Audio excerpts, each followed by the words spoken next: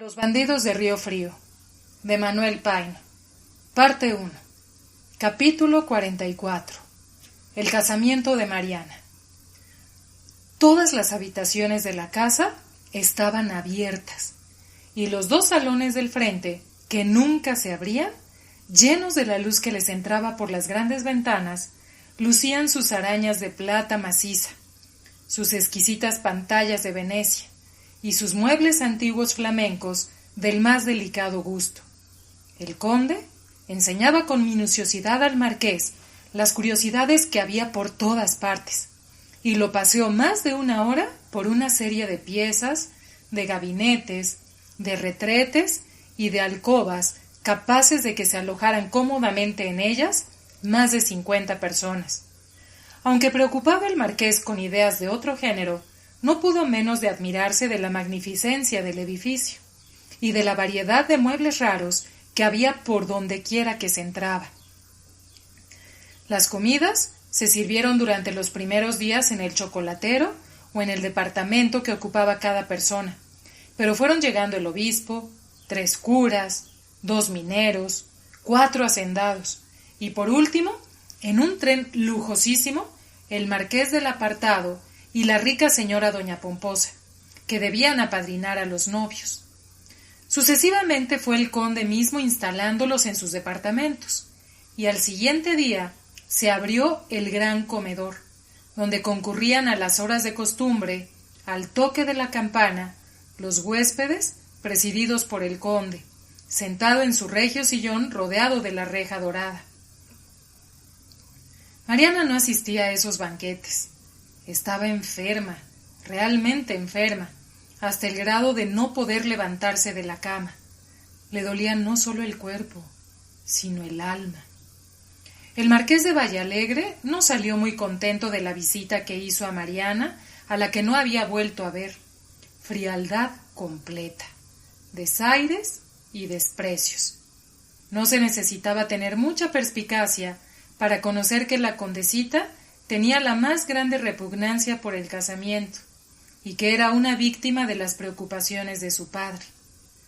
La visita a los salones y a los diversos departamentos, tan bien arreglados y dispuestos, lo distrajo un poco, cuando al recogerse en su cama con sus propios pensamientos, no pudo menos de confesarse que cometía un gran disparate en casarse y que su vida iba a ser un infierno. Y lo que es la naturaleza humana. La contradicción había picado su amor propio. Los desdenes de Mariana habían herido su corazón, pero la entereza de la muchacha, su desprecio por las riquezas, su dignidad y compostura a pesar del forzado y mentiroso papel que se le obligaba a representar, le interesaron sobremanera, y observó que el tiempo y la vida solitaria que había tenido, y quizá los pesares mismos, habían realzado la belleza de su prima y dándole un aspecto como de reina destronada. ¿Sí estaré yo enamorado de mi prima? Sería la última de las desgracias que me pudiera suceder. Sin amor, ¿qué me importará su indiferencia y sus desdenes continuos? Ella en su recámara y yo en la mía. Si acaso, un día que otro nos veremos a las horas de comer, una que otra vez también en el paseo, en coche y al teatro, para no dar que maliciar al público. Pero si al diablo se le antoja que yo quiera vivir con ella, como viven los santos y buenos matrimonios, si tengo celos, si me exaspera su desdén, si suspiro y me pongo triste como un colegial que acaba de salir al mundo, oh no, qué vergüenza, qué mengua. Qué ridículo para un hombre de mi experiencia y de mi edad, corrido de mundo y cansado de mujeres. Sí, lo mejor será marcharme en la madrugada, dejando una carta al conde, decidido, y no hay que pensarlo más. Se levantó, se acercó al escritorio de ébano y marfil que estaba frente a su cama y escribió: Conde y señor mío, Mariana me aborrece, no puedo aceptar su mano. Os doy las gracias y os hago un servicio, evitando la desgracia de vuestra hermosa hija, el marqués de Vallalegre. No obstante la hora avanzada de la noche, mandó con unos de los criados que velaban a su puerta buscar a don Remigio, que no tardó en llegar. A las 4, antes que amanezca, me da usted el favor, don Remigio, de que con un tiro de la hacienda esté lista mi carretela, mis 2 caballos ensillados y 6 mozos que usted escogerá. Mi avío se lo he regalado al conde. Me voy a México, y cuando el conde despierte, le entregará a usted esta carta. Pero, señor marqués, ¿es posible? ¿Lo ha pensado usted bien? ¿Qué dirá el conde? Ya sé lo que dirá, y tendremos seguramente un duelo a muerte. Pero lo he pensado bien y estoy decidido. Por lo pronto, mucha reserva, y que todo esté listo. Don Remigio vio el cielo abierto y a Mariana salvada, así que no insistió y se retiró diciendo: el señor marqués será obedecido, y todo estará listo para las 4 de la mañana. El marqués dio vuelta y vuelta en la alcoba, y al fin, medio vestido, se echó en la cama y se quedó dormido, hasta que, siendo cerca de las 4, don Remigio lo fue a despertar. —¿Qué se ofrece? —dijo sobresaltado y bajando de la cama. —Van a dar las 4, y la carretela está lista fuera de las puertas de la hacienda. Era necesario hacerlo así para que el señor conde no se apercibiese de la marcha del señor marqués. He variado de opinión, don Remigio. No quiero desagradar al conde. Me quedo. Que no sepa lo que ha pasado. Oh, no, señor conde. Don Remigio sintió como si le hubiesen derramado un jarro de agua fría en la cabeza, y tuvo que obedecer. Muy bien, señor marqués. Nada sabrá el señor conde, y cuando se levante y salga, todo estará en su lugar, como si nada hubiese pasado. Qué alucinaciones y qué miedo pueriles asaltan a veces a los hombres que se llaman de mundo. ¿Tener yo miedo a una muchacha o a una mujer? Porque mi prima ya es una mujer. ¡Qué tontería! Se casará con amor o sin él, porque se lo manda su padre. Será mi mujer y yo la dominaré con el tiempo. Y si no logro dominarla, peor para ella. Se la pasará encerrada en su casa o visitando las iglesias, y yo tendré tanta libertad como la que he tenido.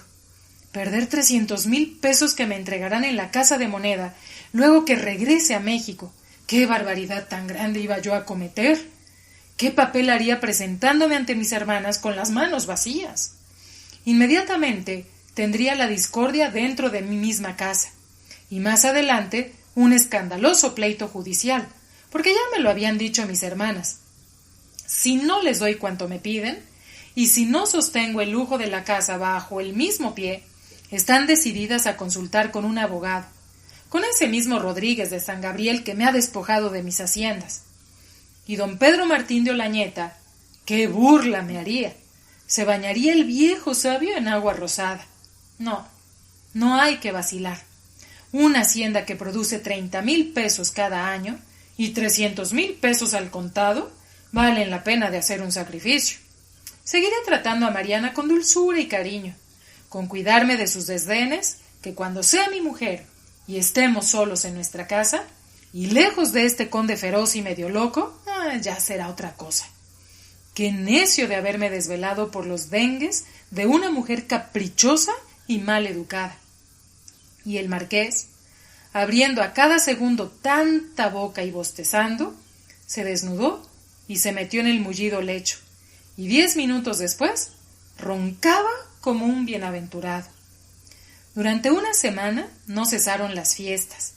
La gente de las rancherías y de los pueblos fue llegando a caballo y a pie, sin ser invitada.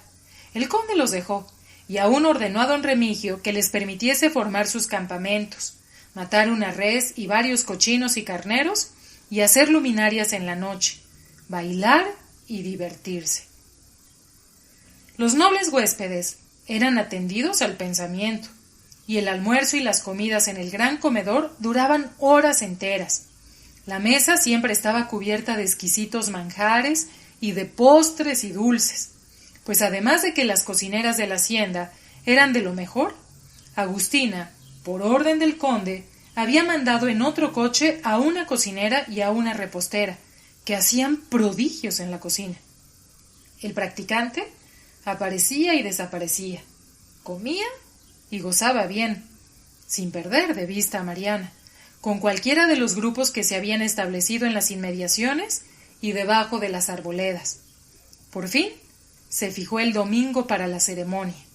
Mariana, unas veces aliviada, otras enferma, fue pasando esos días, alegres para la multitud que concurrió a la hacienda, en una especie de agonía. Asistía a la mesa en ocasiones, platicaba con el obispo, con los curas y, sobre todo, con el marqués del Apartado, que era un hombre de talento, de mundo y de una finura y delicadeza extremas. Más de una vez se vio tentada de abrirle su corazón y de rogarle que la salvara, aprovechando la influencia que tenía sobre su padre. Pero a nada se resolvió, y llegó la hora tremenda del sacrificio. La iglesia, porque era una verdadera iglesia, tan grande y tan suntuosa como cualquiera de México, se engalanó con colgaduras y cortinas de terciopelo carmesí, con franjas y flecos de oro. En el altar lucían candeleros y blandones de plata, y de las bóvedas pendían lámparas y gallardetes. Los 3 curas revistieron en la sacristía sus ornamentos. La misa, cantada, acompañada del órgano. El obispo, dispuesto a subir al púlpito y predicar un sermón. La concurrencia de gala y los padrinos esperaban de pie cerca del altar y al lado de las bancas de cedro. Ni los novios ni el conde aparecían. Mariana se había encerrado en su recámara a vestirse, pero le era imposible. Apenas tocaba el pesado vestido bordado de oro y perlas cuando le acometía un temblor que la imposibilitaba. Tenía horror a la seda que tocaba en sus manos, y el relumbrar de los bordados le producía extrañas alucinaciones. No le faltaba la voluntad. Estaba ya resuelta a ir al altar, pero su sistema nervioso se lo impedía. El conde se paseaba del brazo del marqués en la portalería inmediata a las habitaciones de Mariana, con cierta impaciencia, pero cuando transcurrió media hora y no salía, y el sacristán vino a decirles que los curas estaban ya listos, el obispo, bajo su dosel, y la iglesia llena, su cólera no tuvo límites. Se acercó a la puerta y tocó fuertemente con el pomo de su espada. —¿A qué hora acabas, Mariana? Todo el mundo está en la iglesia esperando. Al oír los toquidos y la voz dura de su padre, Mariana cayó de rodillas y buscó debajo de su almohada el histórico puñal. Don Remigio, que a cierta distancia no perdía de vista al conde, se acercó. —Señor conde, las criadas me han dicho que la señorita condesa estuvo bien mal anoche y no durmió. Si usted me lo permite, tocaré por la puerta del jardín. —Bien, vaya usted en el acto, y enferma o como esté, que salga sin tardanza. El marqués, alarmado del gesto feroz del conde, y pensando que bien podría estar enferma su prima, trató de calmarlo, mientras que don Remigio corrió a tocar la puerta del jardín. Fue Mariana misma la que le respondió. —Imposible, don Remigio, no puedo, por más que hago, ponerme este vestido de luto, de muerte, que me va a quemar el cuerpo como si fuese fuego. Señora condesita, piense usted en su hijo, por el amor de Juan, un esfuerzo por mí, que sufro tanto como usted. El conde está furioso, he leído en sus ojos inyectados de sangre. Nadie sabe lo que va a suceder. Quizá Dios nos salvará, pero pronto, pronto. Estas palabras ocasionaron una reacción en Mariana. Volvió a colocar debajo de la almohada el puñal que tenía en la mano y contestó. —Bien, don Remigio, allá voy. Diga usted a mi padre que se me descompuso el peinado. 5 minutos. 10 minutos, a lo más. Corra usted. Don Remigio corrió, en efecto. Calmó al conde. Echó la culpa de la dilación a una de las camaristas. —¿Vio usted a Mariana? —le preguntó el conde. —Oh, no, señor conde. Estaba encerrada en su recámara, acabándose de vestir, y me habló desde la puerta. Mientras don Remigio y el marqués acababan de calmar al conde, Mariana, en 5 minutos, se puso el traje, arregló su peinado, se prendió las alhajas suyas y ni una sola de las que le había regalado el marqués. Abrió la puerta de su sala y se presentó blanca, transparente como una muerta, con sus ojos descarriados y mirando a todas partes. El marqués le dio el brazo y derecha, erguida, fue caminando como una aparición del otro mundo. Entraron a la iglesia por entre una valla respetuosa que formó la multitud, admirando la belleza de Mariana, que parecía una reina de la Edad Media que iba a recibir el juramento de homenaje de sus vasallos. El aspecto severo y duro del conde, con su uniforme caprichoso de capitán del ejército español, les dio miedo, y el marqués de Villalegre, aunque ya de edad, tenía un aspecto agradable y juvenil que les simpatizó mucho. ¡Qué hermosa pareja!, decían en voz baja las mujeres. ¡Tan ricos, en buena edad, con tanto dinero! ¡Qué felices van a ser! Tomaron asiento los novios, los padrinos y el conde en los sillones de terciopelo que se les tenían reservados. Los curas salieron revestidos de riquísimos ornamentos de tela de plata y oro, y la misa comenzó. Después del evangelio, el obispo subió al púlpito y con voz dulce y persuasiva pronunció un discurso ensalzando el estado del matrimonio, no como el más perfecto, que para las mujeres era el de la virginidad, según San Jerónimo, pero sí el más acomodado a la vida y a las costumbres cristianas. Se fijó mucho en los deberes de la esposa, en la sumisión respetuosa que debe tener por el esposo, en los cuidados de madre, si Dios disponía que tuviesen sucesión, concluyendo con estas palabras: los seres en la tierra se unen por la voluntad de Dios. Se empeñarían en balde todas las potestades de la tierra y no lograrían unir 2 almas que no hayan nacido la una para la otra. Esta oración, que cuadraba bien en la situación de Mariana, la hizo volver en sí. Levantó los ojos hacia el santo obispo que bendecía a los fieles que estaban presentes y los bajó llenos de lágrimas. La misa fue larga y solemne. Cantores y músicos de pueblos, traídos por los curas, se esmeraron y no quedaron tan mal.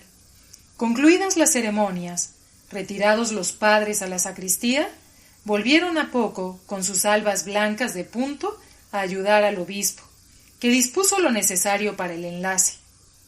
El marqués de Villalegre y Mariana se levantaron de sus sillones y se arrodillaron en el altar.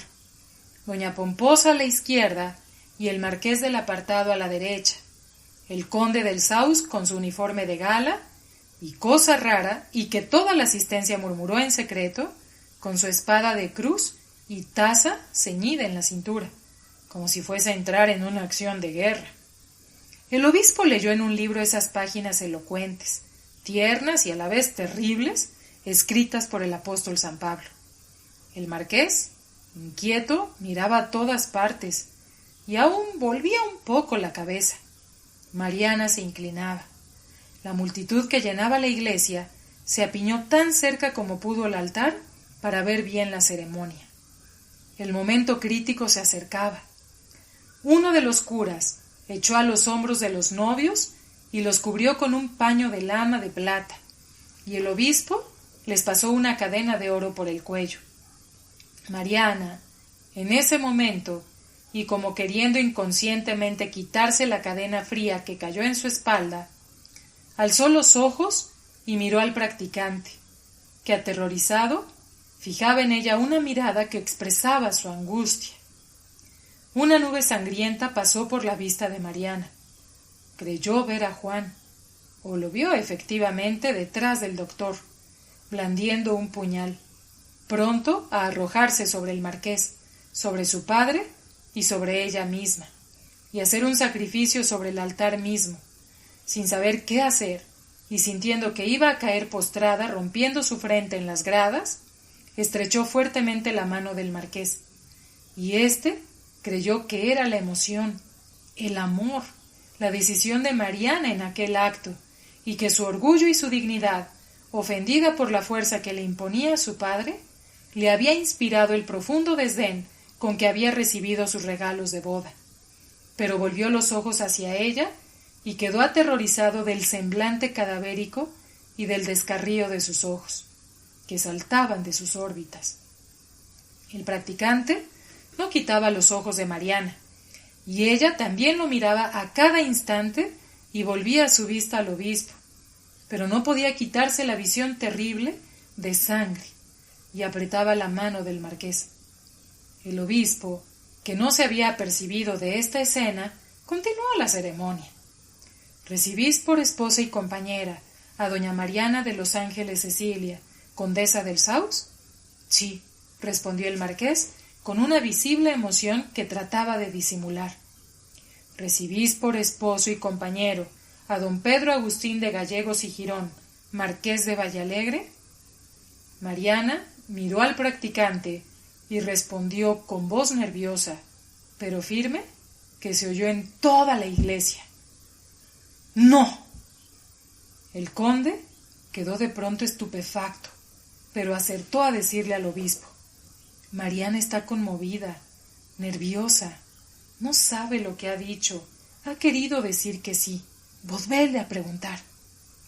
Reflexionad bien, hija mía, en vuestra respuesta. Estáis turbada, reponeos un poco. Y la miró el obispo dulcemente, animándola y procurando calmarla. Después de algunos instantes, volvió a decir: recibís por esposo y compañero a don Pedro Agustín Gallegos y Girón, marqués de Vallalegre. Mariana, soltando la mano del marqués, dijo con voz firme: no. No, dijo el conde con acento terrible, poniendo la mano en el puño de la espada. ¿Te atreverás a desobedecer a tu padre? Mariana guardó silencio, y éste fue general durante algunos minutos entre los espectadores. Se podía oír el aleteo de una mosca. Al fin, como haciendo un supremo esfuerzo, y mirando con los ojos descarriados alternativamente a su padre y al practicante, exclamó con acento tan doloroso que debió llegar al corazón de la multitud que llenaba la iglesia: no, no es posible, no puede ser, no puede ser. El practicante, que veía que vacilaba, que en un momento podía escapársele el sí de sus descoloridos labios, la miraba fijamente, le hablaba con los ojos, le decía que un momento de debilidad sería la señal de la muerte y de la sangre. Juan, disfrazado, sin que lo hubiese notado ni reconocido don Remigio, estaba oculto detrás del practicante, apretándole el brazo con una mano y con la otra apretando también un largo puñal, pronto a herir, a matar, a exterminar al marqués de Vallalegre, al conde, al obispo, a Mariana, a él mismo, hundiéndose el puñal en el pecho después de haber satisfecho su venganza y acabado aún con la vida de aquella mujer, mártir del orgullo, de las preocupaciones de la raza y sangre azul y de las tiranías de su padre. Los cirios, ardiendo y despidiendo con el incienso el aroma cristiano, las imágenes de las vírgenes y de los santos en los altares, los ornamentos relumbrantes del obispo y de los curas que decían la misa, los espectadores, las colgaduras de las columnas, todo lo veía al través de un velo rojo sangriento. Y en medio de todo este espanto y esta muerte que tenía en su acero con solo moverse y alzar un brazo, aparecía la pálida figura de Mariana con su traje blanco y oro, entrelazados los azahares en sus trenzas negras, con sus grandes ojos saltándose de sus órbitas e implorando la ayuda de su brazo y el esfuerzo de su templado corazón. Una alucinación fatal, una pesadilla horrible de hombre despierto. El practicante sufría con el apretón de los nerviosos dedos de Juan, como si le tuviesen asido el brazo con unas tenazas, y transmitía a Mariana las impresiones, los sufrimientos, las resoluciones supremas de Juan, Y Mariana, en esos 5 minutos, lo adivinó todo, y los instantes lúcidos de su atormentado pensamiento le permitieron pesar las consecuencias de su negativa, y las más espantosas, si en un momento de debilidad se entregaba para toda su vida al marqués de Villalegre. El conde, temblándole todos sus miembros, sacando maquinalmente cada vez más la espada, esperaba, con una cólera que se veía en su semblante lívido y cadavérico, la resolución final de su hija.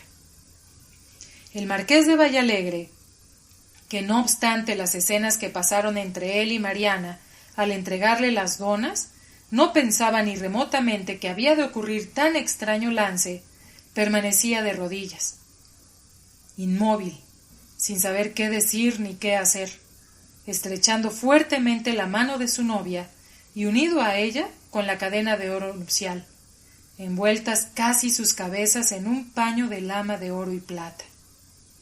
El obispo pronunciaba algunas palabras que nadie oyó, y tan turbado estaba que no sabía a quién dirigirlas. Todo esto fue rápido, instantáneo, duró apenas unos cuantos minutos, y fue mucho, porque cada uno de los personajes, por distintas circunstancias, sufrían. Por fin, Mariana echó una mirada que dio miedo a los que estaban cerca de ella. Se puso en pie, quitó de su cuello e hizo pedazos la cadena de oro. Arrojó el paño de oro y lama a los pies del conde, y exclamó con la voz trémula y confusa de la desesperación: «¡No! ¡1000 veces no!», y cayó como muerta en las gradas del altar.